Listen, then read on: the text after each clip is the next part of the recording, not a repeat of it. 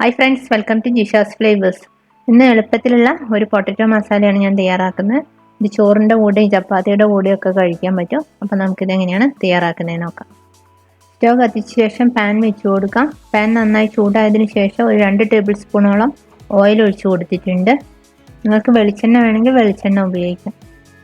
അതിനുശേഷം ഞാൻ ഇതിലേക്ക് 1/2 ടീസ്പൂൺ ഉഴുന്നുപരിപ്പ് ചേർത്ത് കൊടുത്തിട്ടുണ്ട്. അതേപോലെ തന്നെ ഒരു 1/2 ടീസ്പൂൺ നല്ല ജീരകം, 1/2 ടീസ്പൂൺ കടുകും കൂടെ ചേർത്ത് നന്നായിട്ടൊന്ന് വഴറ്റിയെടുക്കാം. ഇതെല്ലാം ഒന്ന് മൂത്ത് വന്നതിന് ശേഷം ഇതിലേക്ക് കുറച്ച് കറിവേപ്പിലയും വറ്റൽമുളകും കൂടെ ചേർത്ത് കൊടുക്കാം. ഇനി നമുക്ക് ഇതിലേക്ക് സവാളയാണ് ചേർത്ത് കൊടുക്കേണ്ടത്. 2 ചെറിയ സവാള ചേർത്ത് കൊടുത്തിട്ടുണ്ട്. ആവശ്യത്തിനുള്ള ഉപ്പ് കൂടെ ചേർത്ത് കൊടുക്കാം. പൊട്ടറ്റോ നമ്മൾ വേവിച്ചിട്ടാണ് ഇതിലേക്ക് ചേർക്കുന്നത്. പൊട്ടറ്റോ ഉപ്പ് ചേർത്തിട്ടാണ് വേവിക്കുന്നത്, അപ്പം വളരെ കുറച്ച് ഉപ്പ് ചേർത്ത് കൊടുത്താൽ മതി.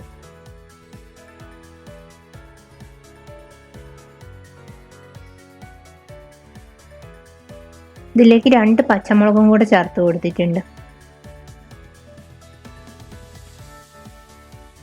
അപ്പോൾ സവാളയൊക്കെ നന്നായിട്ട് വാടി വന്നിട്ടുണ്ട്. ഇനി നമുക്കിതിലേക്ക് ഒരു ചെറിയ കഷ്ണം ഇഞ്ചിയും 2 വെളുത്തുള്ളിയും കൂടെ ചതച്ചതിന് ശേഷം ഒന്ന് ഇട്ട് കൊടുക്കാം.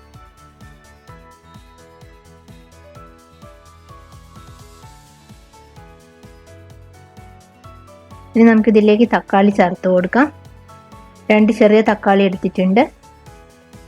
തക്കാളി ഇനി നന്നായിട്ടൊന്ന് വെന്ത് വരണം. നമുക്ക് പാത്രം അടച്ചു വെച്ചതിന് ശേഷം കുക്ക് ചെയ്യാം.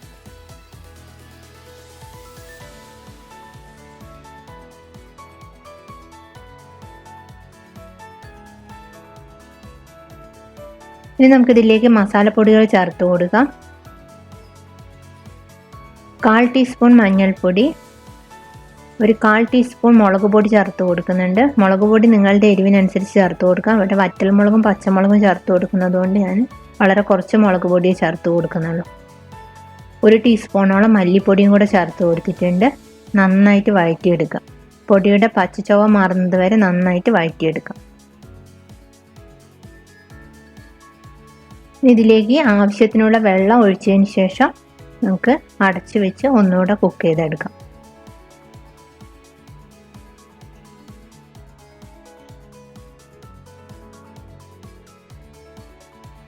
ഇനി ഇതിലേക്ക് വേവിച്ച് വെച്ച പൊട്ടറ്റോ ചേർത്ത് കൊടുക്കാം.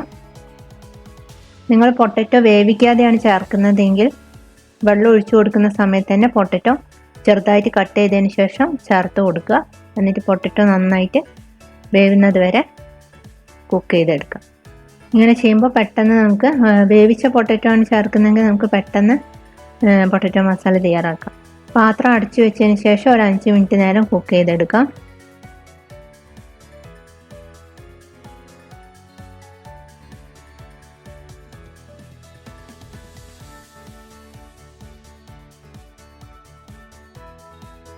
അപ്പോൾ മസാലയും പൊട്ടറ്റോ ഒക്കെ നന്നായിട്ട് വെന്ത് വന്നിട്ടുണ്ട്. ഇനി അവസാനമായിട്ട് ഇതിലേക്ക് ഒരു 1/4 ടീസ്പൂൺ ഗരം മസാലയും കുറച്ച് മല്ലിയില കട്ട് ചെയ്തതും കൂടെ ചേർത്ത് കൊടുക്കാം.